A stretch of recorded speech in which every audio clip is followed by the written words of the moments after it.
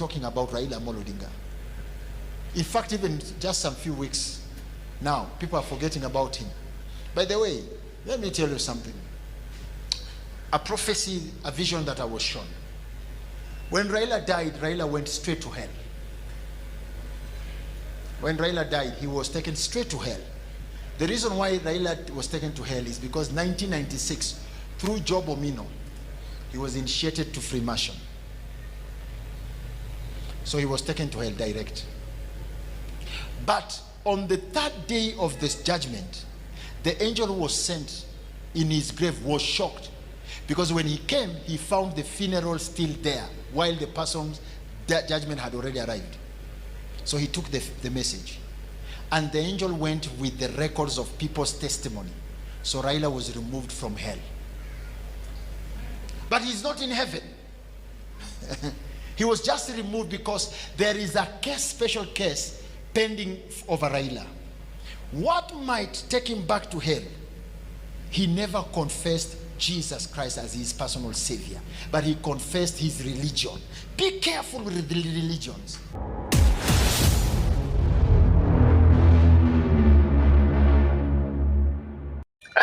Welcome back, ladies and gentlemen, and thank you very much for your greatest support. Now, fellow Kenyans, I think now we are doing too much.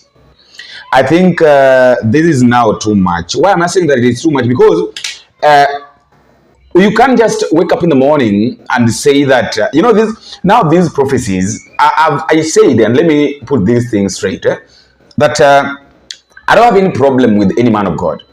I don't have any problem with the prophecies, In fact, I really want to at least have these people, at least one or two or three of these people, at least we talk, you know, we get the point, why they say these things, you know, or why these things are happening. Why is God communicating to them that these things are going to happen? You know, some of them are happening, but you find that there are some also who are now putting it as a joke.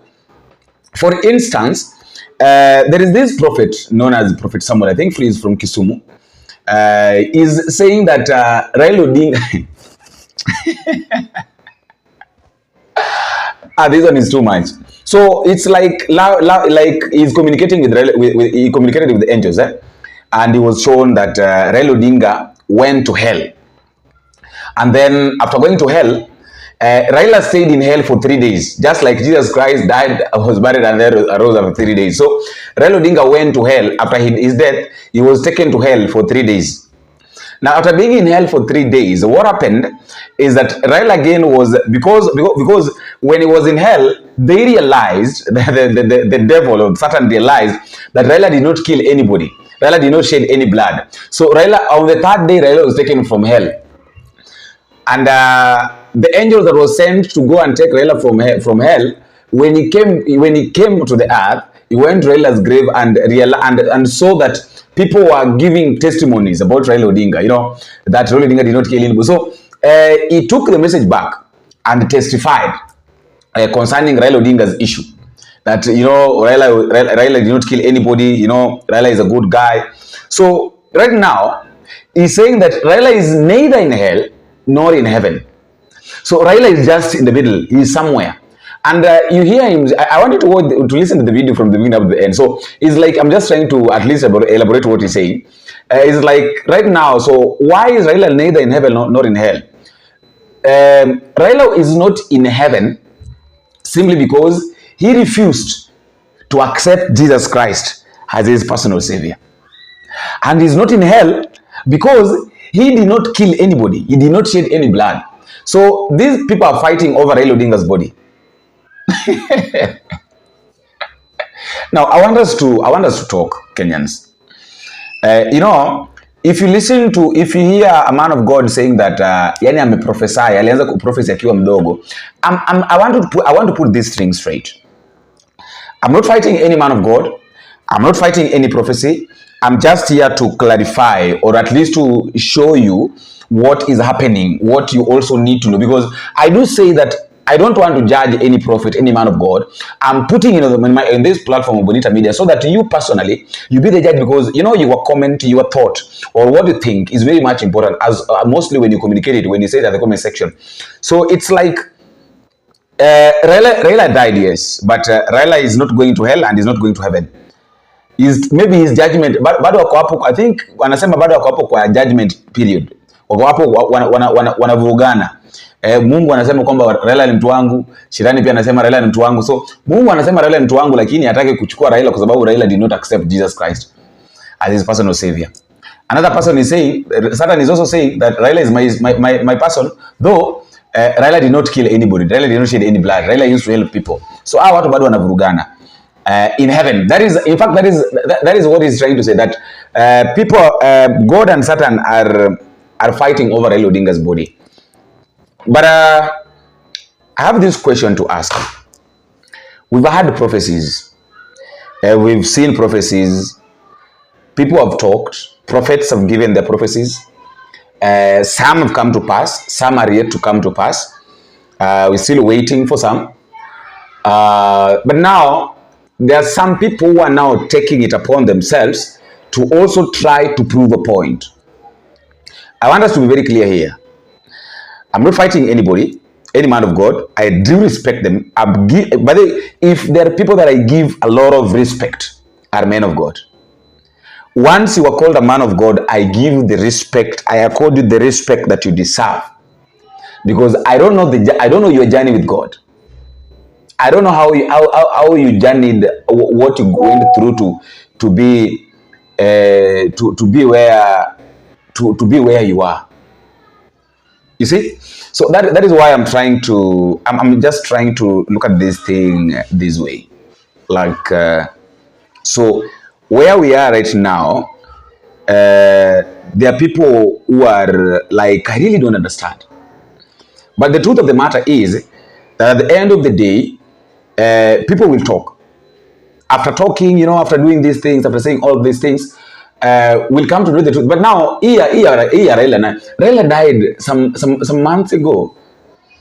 So saizi ndo Roho Mtakatifu, saizi ndo malaika ameona kwamba aje akashughulikie mili ya Raila Odinga. Yes, you prophesied since you were a child.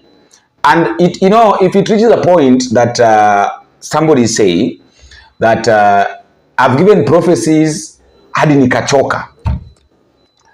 What do you think? If somebody says that I started prophesying when I was young and up to now, and in fact, I have given prophecies until I'm now tired of giving prophecies.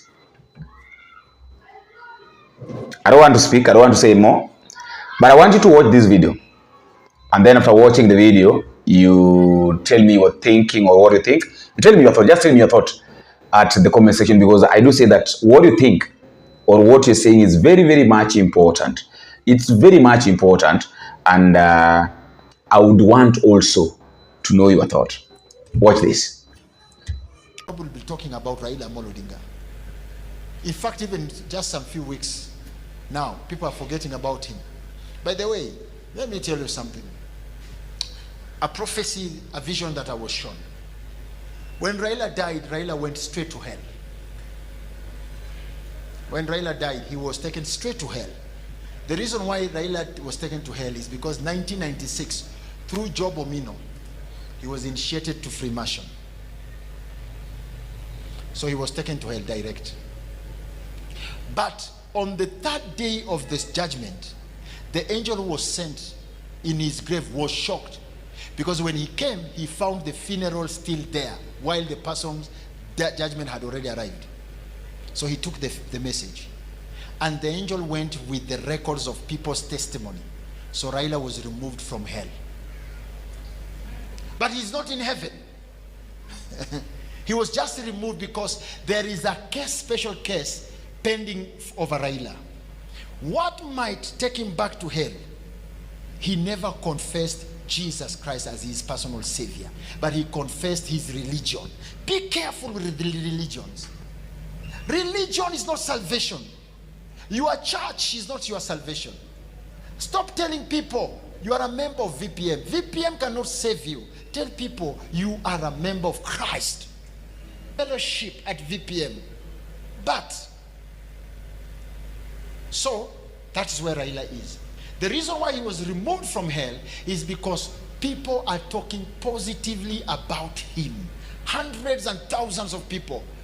They are testifiers. They are standing in the presence of God. And so angels have been sent to listen to the testimonies about Raila Amolo Odinga. And the testimonies are good.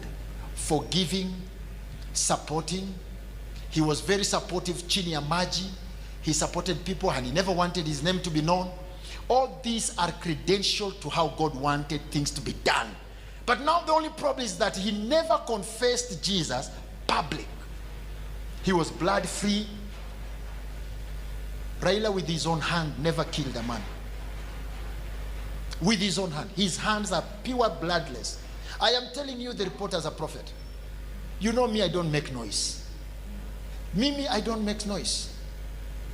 When you see me talk, I have evidence. You know, 40 years being a prophet, do I still need to make noise, honestly? I became a prophet when I was 10 years until now. I've prophesied until I'm tired of prophesying. So when you see me telling you something, I'm telling you the truth and pure truth. His hands are very free. Raila helped people even behind his wife's awareness. There are people who could come. Raila says no in front of his wife, but he goes and do it behind his wife. His records are very good, except confession. And so he's set in a line whereby he's neither in hell, neither in heaven. That line is very dangerous. Let me tell you, don't be proud of it. That line is very dangerous. So what can save Raila? If only a prophet living on earth can attend the chamber. That is the only person who can save Raila. If we tell you people be a friend of a prophet somewhere, you take prophets like useless things. No matter how wealthy you have, among your wealth, make sure you have a prophet in it. Because the day he will save you, you never know. Raila is at a point where one woman in the Bible called Tabitha was. How many people remember the story of Tabitha? Tabitha never knew Christ and she died. But her deeds were so good on earth. So she was neither in heaven, neither in hell. Remember, nobody goes to heaven without Christ. Full stop. There is no two way about it. Even your doings will not take you to heaven. Christ. But also you can't know Christ if your doings were evil. So Tabitha was not in heaven. She was not in hell. She was standing in between the line. Until an angel brought vision to a man of his time called Peter. And Peter was told, Peter, go to Joppa. When she went to Joppa, she found Tabitha was dead and her body was there. And the people of Joppa told Peter, a God who will bring her back to life is the God we shall believe. What did Peter do? He sent everybody out of the house and he remained alone. You, in your own human carnal mind, you are told Peter prayed. Now let me tell you what Peter did. Because if it was prayer, why did he have to send people away? If it was just prayer, when you were praying, do you send people away? Do you read any other place where Peter sent people away for him to pray? So why did he do that and he never repeated it anywhere? And do you see any other apostle doing that except Paul? And I will tell you the story of Paul. Remember when Paul had an overnight kesha and there was that boy who was sitting next to the window and the boy fell down and he died? Did Paul go down immediately? He continued with the mission until morning and he made sure all people had left. Then he went for the boy. Because the boy was in the right place but not concentrating. So when he died, he went to that hanging ballad, that light ballad. That's where Raila is. And Peter had to go to and presented the case of Tabitha. But now Tabitha was given a second chance to come back as a confirmation that Jesus has power over life, but also to be given a chance to make her own decision. So Raila is in that line whereby he'll only need a prophet who has the grace and the power. Remember what I talked about, the spiritual degree, who can attend the chamber. And that is now the one to go and testify. But that prophet must do a proper research and get total evidence, true evidence of what Raila did when he was alive. Look at it. So you people, you have been taught very wrong information about heaven. You think heaven ni mahali unakwenda kwenda tu. If God gave Moses law, what do you think is in heaven? He just wants to make Israel his nation, but he comes with law. What do you think is in heaven? See, mahali pa kumbweka mbweka tu. There are system and structures. Because system and structures is what make God to be God. So, imagine the angel who was sent to come and judge Raila. That's the report he took back. So where is the guardian angel? He cannot give a report until a man from the earth will be someone. You go and ask any prophet who is a true prophet, will tell you, yes, that's the status. I'm not trying to tell you I'm the only one who knows. Every true prophet outside here knows what I'm telling is true. But do you know, in Kenyan history, among all the presidents ambao wamekufa, he's the only president who has ever reached that level. Hii timu ingine wote sitaki kutaja mtu, wote wako kuzimu. Ask me, I'll tell you. Wote wako kuzimu. 1984, if some of you were born, if you ever heard of a child who gave the testimony of Kenyatta, where Kenyatta was, that child is the one talking here.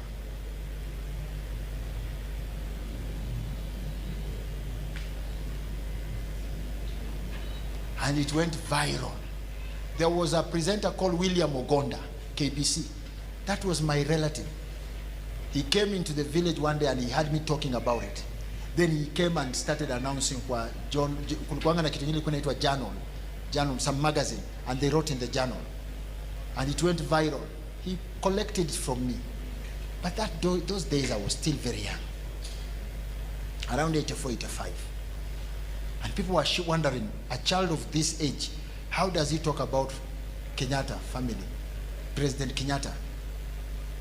Raila is the only first president from East Africa who might access heavens because of perfection. But the only error is confession. Confession. Today we have people die in Tanzania. Did I not speak it here before? These things zimefanyika in Tanzania. Did I not talk about them here?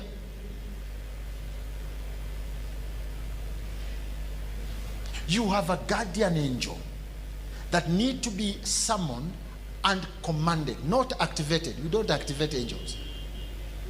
We summon them and we command them.